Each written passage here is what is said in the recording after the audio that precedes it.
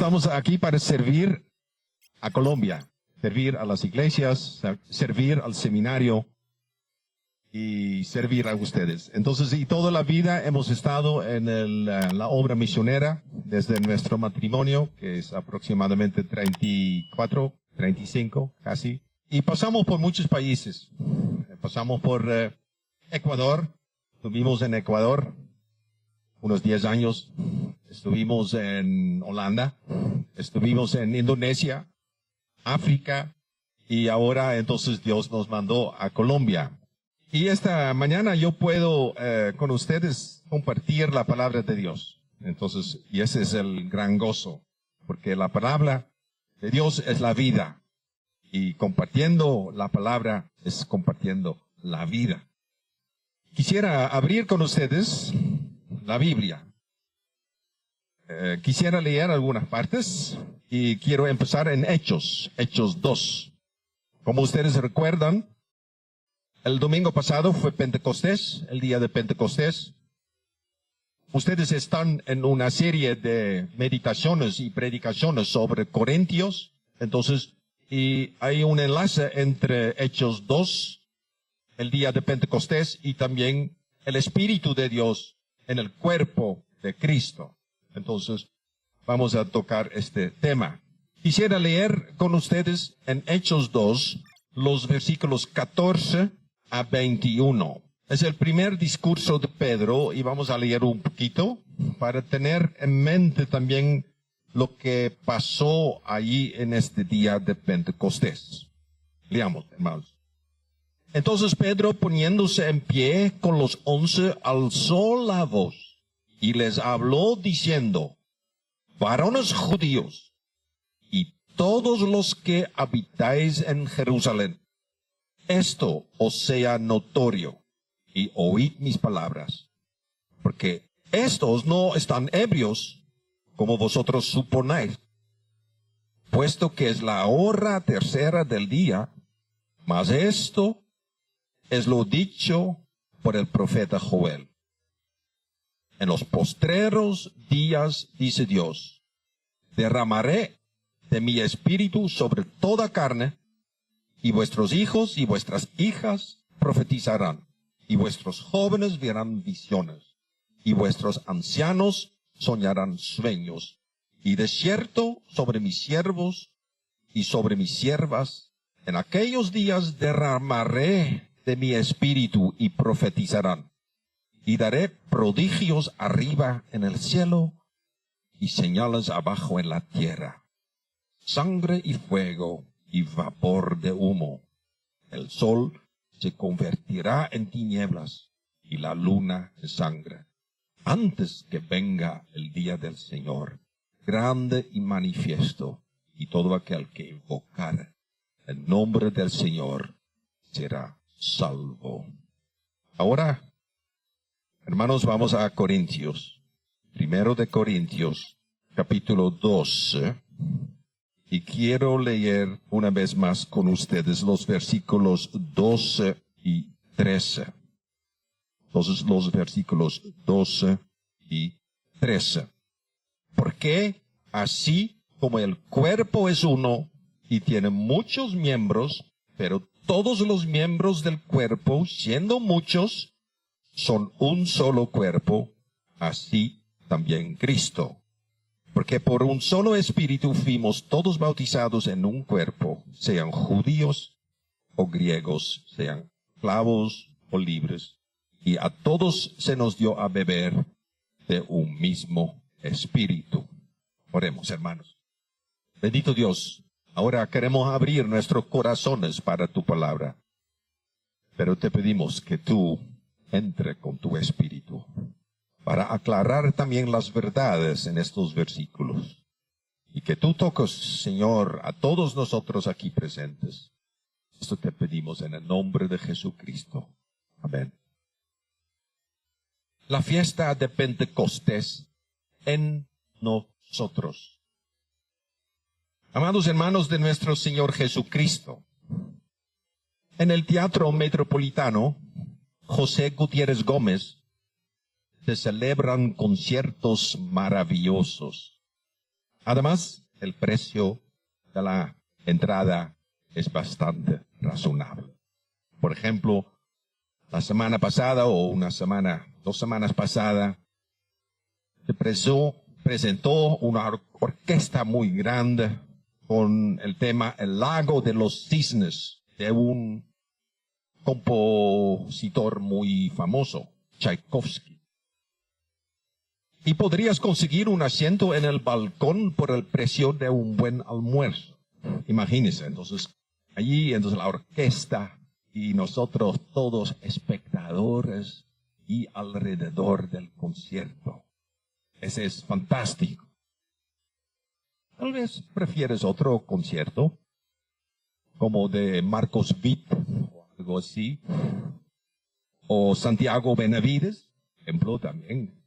Entonces no importa, pero la idea, estar allí, viendo, escuchando a otros como espectadores, es fantástico. Pero hermanos, muchos cristianos, quizás tú también, se asemejan a los espectadores de un concierto. Ellos van a la iglesia con la expectativa de disfrutar de un momento agradable y hermoso, escuchando al grupo de música, escuchando a los que cantan, esperan escuchar un sermón inspirador de un predicador que ha meditado durante semanas. Afortunadamente también para sus hijos hay guardería, hay niñeras o una escuela dominical exclusiva para ellos, los que permitan a los padres sentirse bien, atendidos y cómodos en un salón de la iglesia que es limpio y bonito. Y así se asemejan a los espectadores de un concierto. Y hay cristianos, quizás seas uno de ellos, que celebran los eventos salvíficos, como así se dice, de la Biblia, como Navidad, y como Viernes Santo, y como el día de Pascua, y también el día de Pentecostés, como espectadores. Sí, algo bonito para ver y para recordar. Y entonces la semana pasada nosotros conmemoramos el Pentecostés. Qué impresionante, ¿verdad? Los apóstoles con fuego sobre sus cabezas, hablando en lenguas. Un espectáculo. Por supuesto, ese ardiente sermón de Pedro es maravilloso de escuchar, ver y recordar. Pero hoy, hermanos, quiero darle a Pentecostés un giro un poco más incómodo, algo menos bonito. Porque Pentecostés es la fiesta del trabajo de Dios en nosotros. Y Dios tiene mucho trabajo por hacer en nuestras vidas. Les quiero llevar a la primera carta de Pablo a los Corintios, capítulo 12. Allí se habla del Espíritu. Pero la verdad, hay algo que no cuadra. Porque Dios no le gusta los espectadores. Ni esos cristianos que solo miran desde la barrera y piensan que no tienen nada que aportar. Dios no está contento con la gente que participa desde una esquina y se queda pensando todo tipo de cosas. Respecto. Dios quiere, siguiendo con el ejemplo de la orquesta, que tú mismo toques, O dicho de otra manera, que empieces a acompañar el canto, que te unas al grupo de música, que te conviertas en un testigo activo del Evangelio, que te hagas pastor, o que te metas en el cuidado de los niños y en la educación de los jóvenes. En pocas palabras, hermanos, Dios quiere que tú participes de lleno, iglesia. Porque todo creyente forma parte de un solo cuerpo. Leemos en 1 de Corintios 12:12. Porque así como el cuerpo es uno, tiene muchos miembros, pero todos los miembros del cuerpo, todos, aunque son muchos, constituyen de un solo cuerpo. Así también es con Cristo. Y hermanos, en este texto se pueden inferir varias cosas. En primer lugar, Pablo no compara la iglesia cristiana como somos nosotros como una organización, sino con un cuerpo. La iglesia no es una empresa con un director y diversos departamentos liderados por gerentes. Por supuesto, en una congregación también debe haber una buena organización. Sin embargo, Pablo no aborda la congregación como una mera organización, la llama cuerpo. 19 veces en este capítulo, Pablo se refiere a la congregación como cuerpo. Al igual que todos tenemos un cuerpo, con pies, con cabeza, con ojos, oídos, con manos, y así debemos ver nosotros la congregación. Si lees atentamente el versículo 12, encontrarás que se expresa de varias maneras. Cuerpo, uno, es muchos. Aunque el cuerpo consta de diversos miembros, sigue siendo un solo cuerpo. Y así, en ese cuerpo, todo funciona de manera armoniosa, lo que resulta un cuerpo sano.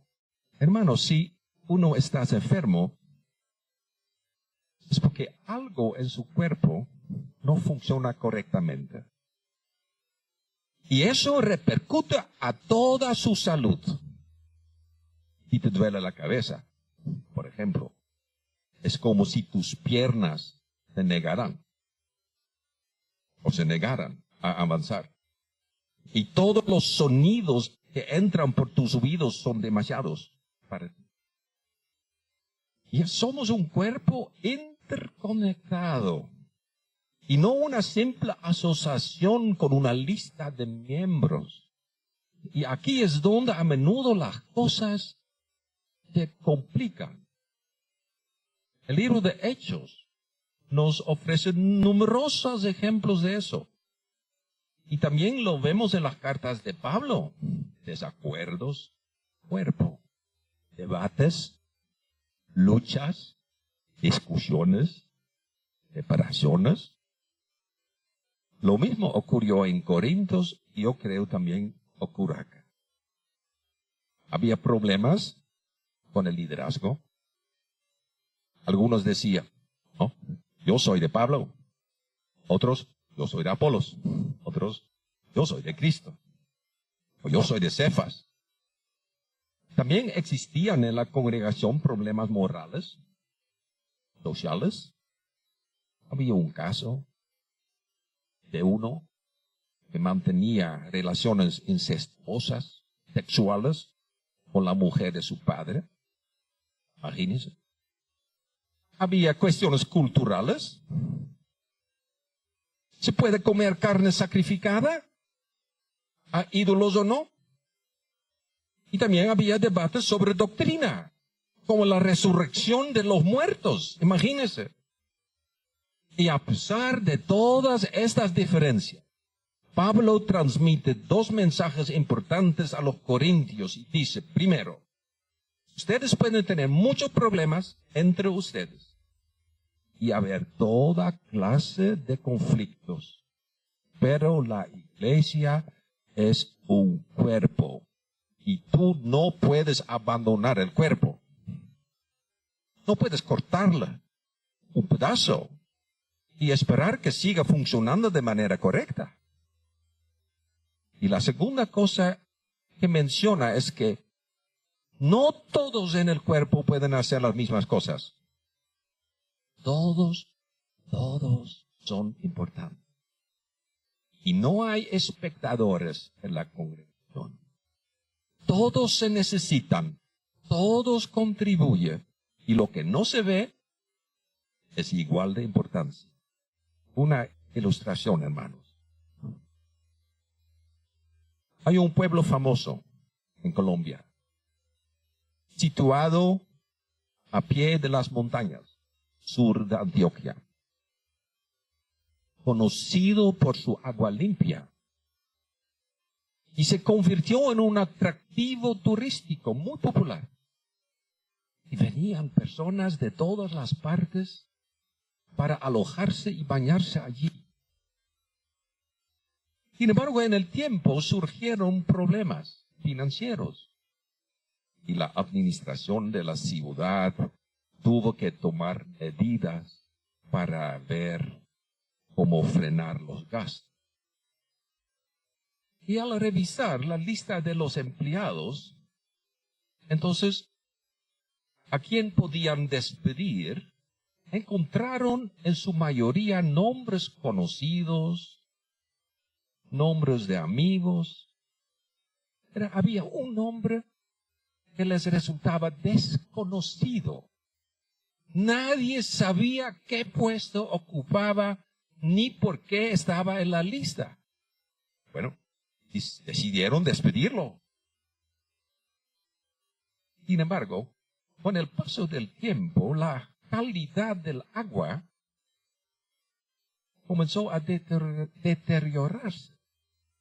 Y ya no era tan clara como antes. Había un poco de lodo, de arena, de hojas. Como consecuencia, entonces, los turistas empezaron a alejarse. Y los ingresos de la ciudad disminuyeron drásticamente. Y de manera urgente, el consejo se reunió para deliberar sobre el problema. Y nadie sabía cuál era la causa. Hasta que uno de ellos dijo, y él habló de un anciano que vivía en lo alto de las montañas. Nadie le conocía. Ninguno de los demás. Y su única tarea era purgar el agua manantial de ramas y hojas muertas, de modo que solo llegara a la ciudad agua clara. Bueno, por unanimidad, el Consejo Municipal decidió revocar su despido. Así es, hermanos. Los miembros en este cuerpo, invisibles de la congregación, son tan importantes como aquellos más visibles. Entonces Pablo, en primer lugar, nos compara la iglesia cristiana no con una organización, sino con un cuerpo. Pero vamos más allá. En segundo lugar, en este texto, la congregación cristiana es un ser vivo en el cual todo está entrelazado y en movimiento para preservar la vida. Tu médico lo llama organismo. En tu cuerpo ni una célula entre muchas miles es igual. Mira a tus manos. Son diferentes. Izquierda y derecha. Tú eres un gran ejemplo de cómo todo tipo de órgano y sustancia en tu cuerpo trabajan juntos para hacer que ese único cuerpo funcione.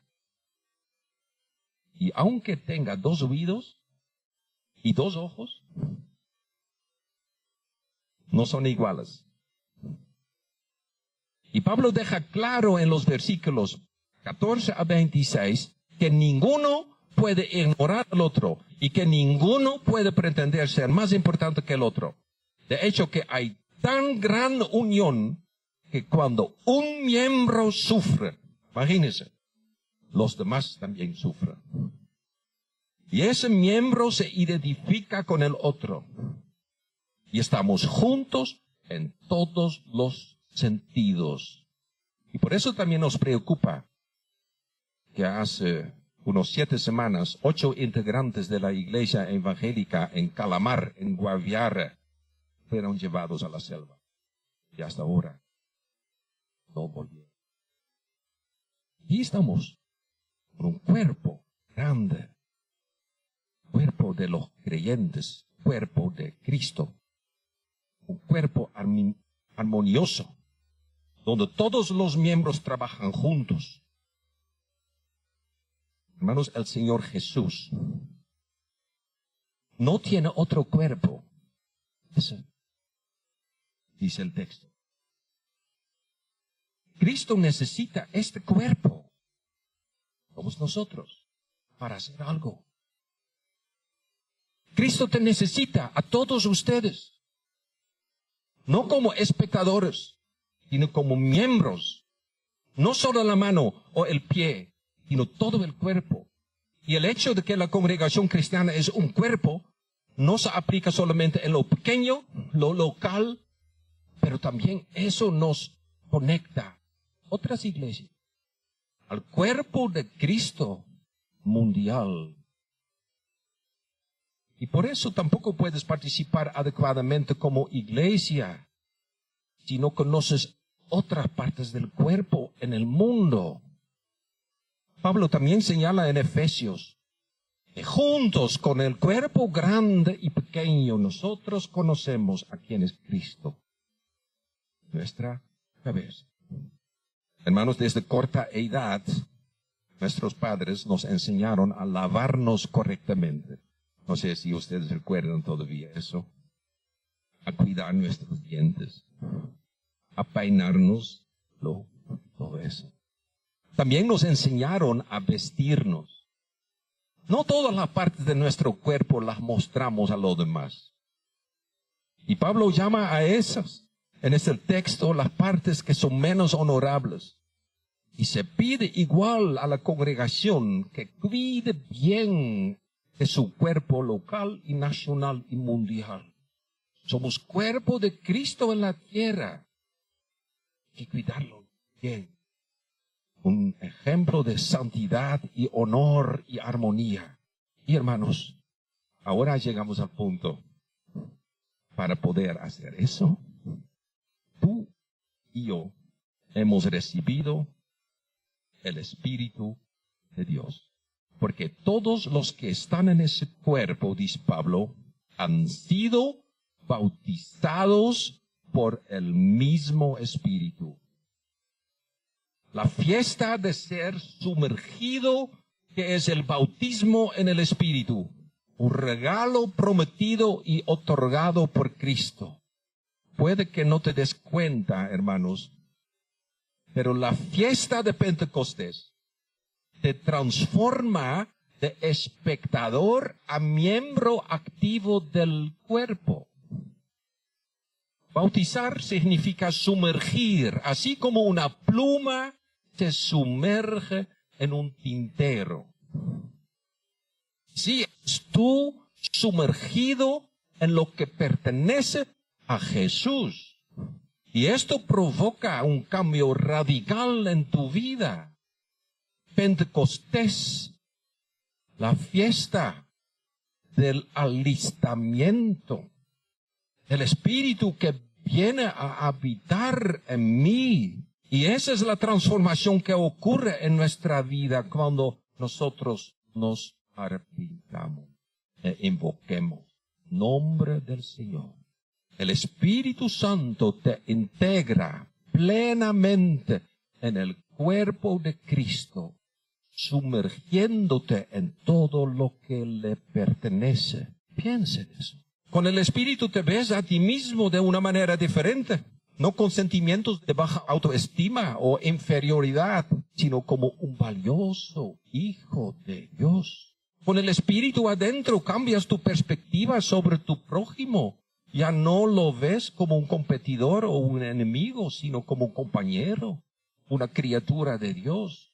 Con el Espíritu adentro tu visión del futuro se transforma. Ya no lo consideras meramente como una serie de oportunidades para aprovechar, sino un camino hacia la gloria eterna. El Espíritu te otorga, según también estos textos, nuevas percepciones, dones de sabiduría. Te brindas otras palabras, dones de profecía, y nuevas acciones, dones de fortaleza. Te permite ver las necesidades de los demás y te dota de dones de sanidad y de formas de ayuda.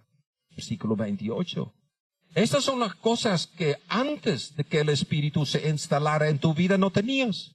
Llegada del Espíritu te sumerge en la obra de Jesús. Es algo profundo, hermanos, significativo, de vital importancia. Como el nacimiento de Jesús, la Navidad, al igual que el Viernes Santo, la Pascua y la Ascensión. Sin embargo, hermanos, con estos acontecimientos aún puedes mantener cierta distancia, pero con Pentecostés esa distancia no es posible. Ya no puedes ser un mero espectador. Pentecostés te involucra en la misión de Dios. Y eso, hermanos, molesta. Eso nos molesta. Porque el Espíritu tiene que luchar contra nuestra vieja vida.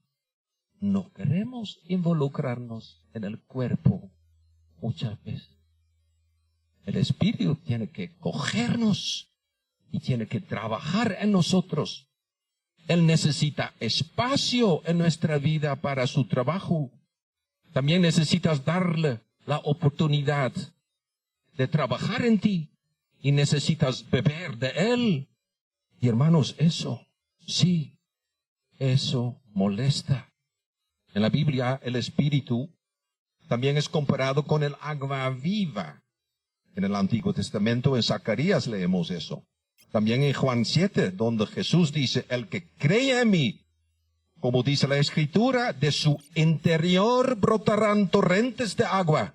Y a la mujer samaritana Jesús le ofrece agua viva y dice, porque el que beba del agua que yo le daré, no tendrá sed jamás, sino el agua que yo le daré se convertirá en él en una fuente de agua que brota para la vida eterna. El Espíritu, hermanos, es como una fuente de vida dentro de ti. En la primera iglesia decían, así se nos ha dado una paz profunda y limpia y un deseo insaciable de hacer el bien por el Espíritu. Entonces, hermanos, ¿cuándo fue Pentecostés para ti? ¿Hace cuánto fue de cómo el Espíritu entró en tu vida y tomó posesión de ti? Tal vez sucedió de forma inesperada y abrupta. O tal vez gradualmente. A Nicodemo Jesús le dice, el viento, Espíritu, sopla de donde quiere. Y oye su sonido, pero no sabes de dónde viene ni a dónde va. Y así es todo aquel que nace del Espíritu. Párate a pensarlo hoy, hermanos, porque el Espíritu necesita que le des espacio para vivir en tu corazón. Si solo tiene un lugar muy pequeño, no podrá hacer mucho. Y entonces tu vida permanecerá como estaba. Y entonces el espíritu también puede permanecer tristemente silencioso en tu vida. Pero si dejas que el espíritu actúe, entonces no permanecerás como un espectador, sino que pasarás a formar parte de ese cuerpo especial de Cristo. Sí, hermanos. Y este espíritu hace sentir su presencia en ti. Y te da dones. Te dice carismas que antes no tenía. Ese es el regalo que lleva el espíritu dentro de tu corazón. No se trata tanto de talentos naturales. Música, por ejemplo, o un don organizativo, o ser bueno en matemática. Aunque se puede separar del todo, porque ese espíritu también los da a no creyentes. Estamos hablando de dones dados solo a creyentes, que tiene que ver con ese cuerpo. Y porque de eso se trata, son dones dados a ti como hijos de Dios que contribuye a ese cuerpo. Y aquí, hermanos, es donde las cosas salieron mal en Corinto. Y podrían fácilmente desviarse en nuestra comunidad también. En la primera carta de Corintios, Pablo aborda este asunto. Así, en capítulo 12, pero también en capítulo 14. Y ustedes ya están estudiando, meditando esta parte. No voy a decir mucho sobre los dones entonces. Pero sí voy a decir algo. Porque aquí es donde el Espíritu tiene un desafío que resolver con nosotros. Por esa razón también Pablo subraya tanto que somos un cuerpo. Y que nosotros hemos recibido todos el Espíritu de Dios. El primer problema, hermanos, radica en que no nos agrada que el Espíritu elija los dones que nos otorga. Preferimos lo seguro y nos gusta mantener el control sobre ello. Nos atrevemos a sugerirle cuáles dones puede asignarnos y cuáles no. Sin embargo, así no es como funciona. Los dones se dan sin consideración previa y están destinados al bien, no de uno, sino todo el cuerpo. No para el beneficio exclusivo de uno mismo, sino para el cuerpo de Cristo. Un ojo de repente perciba algo, un oído que detecta un mensaje especial y quiere compartirlo con la congregación, un pie que se adelanta hacia un encuentro significativo, un corazón que lata más rápido porque algo está sucediendo en el cuerpo y una nariz que huele un peligro inminente. Y todo eso significa morir a mi mismo egoísmo y aprender a pensar con mis dones otorgado por el Espíritu de Dios en función de todo el cuerpo para su gloria. Hermanos, Pablo profundiza en este tema en un interludio de 1 de Corintios. Porque después del capítulo 12 tenemos capítulo 13 y en 14 él sigue hablando sobre los dones. Pero en el capítulo 13 él destaca, hay 3 frutos de la gracia. Fe, esperanza y amor, siendo el amor más importante de todos. Esta fue una lección difícil para los corintios y creo que también lo es para nosotros. Hermanos, en Corinto había minas de cobre y del cobre se elaboraban muchos espejos pulidos. Aunque eran menos brillantes que nuestros espejos modernos, aún se utilizaban con frecuencia estos espejos. En el capítulo 13, Pablo también hace referencia de eso. Además, había todo tipo de dioses en Corinto, a los que servían los corintios, como Afrodita, la diosa griega del amor, una belleza tremenda, Apolo, el dios de la música, y la poesía, y el sol. Y era posible, hermanos, tener a una imagen de estos dioses grabada en el espejo pulido. De modo que al mirarte a ti mismo en el espejo, te veías junto a los dioses. Imagínense, entonces levantándose en la mañana, entonces viendo en el espejo y viéndose en compañía de los dioses, esos, y tú con los dioses. Pero Pablo señala aquí a los corintios cristianos algo radicalmente distinto.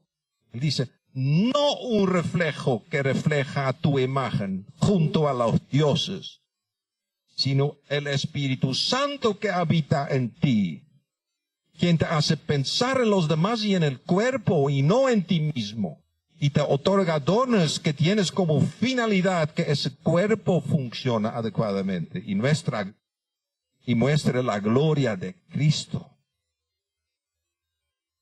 El problema, hermanos, radica en que no estamos solos.